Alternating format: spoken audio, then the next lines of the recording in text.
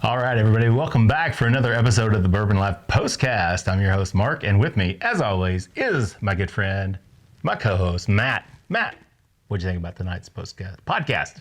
Oh, careful. Damn it. Hey, everybody. Like Mark said, welcome to the Postcast, where we bring you just a quick little clip and a couple of thoughts from our episode. Just a couple. Just a prequel. Just a few. For what we've got coming up for the release of the podcast, the Bourbon Life Podcast. So we had on our show, God, we are so good to you all. We are, Matt. I mean, really. Yeah. If for no other reason than this is another week you don't have to listen to just Mark and I. That's right.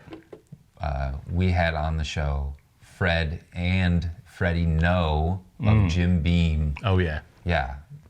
Oh, yeah. Oh, yeah. In fact. Yeah, it was a great, man, you know what, Matt?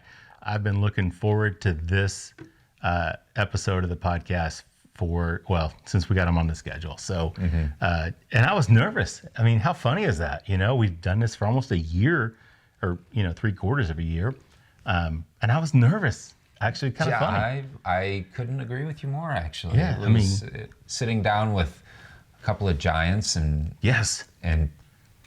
ancestors, who have such a background in their blood, and it was intimidating. Yeah. But they're super down to earth, really relaxed. Good old Kentucky boys. Yeah, that's right. There you go. That's right. So you'll have to tune in to see just how nervous Mark and I sound on this week's episode. But they sent us with a great lineup of stuff that we tried. Yes. And we can't wait for you to hear it. We can't talk about what we thought, though, right? So, but these are full-size bottles, not samples like some of the other people have sent us. Oh, don't be salty. I wasn't being salty. I'm just saying these are full-size bottles. So you can see, there's some damage done to, more than one.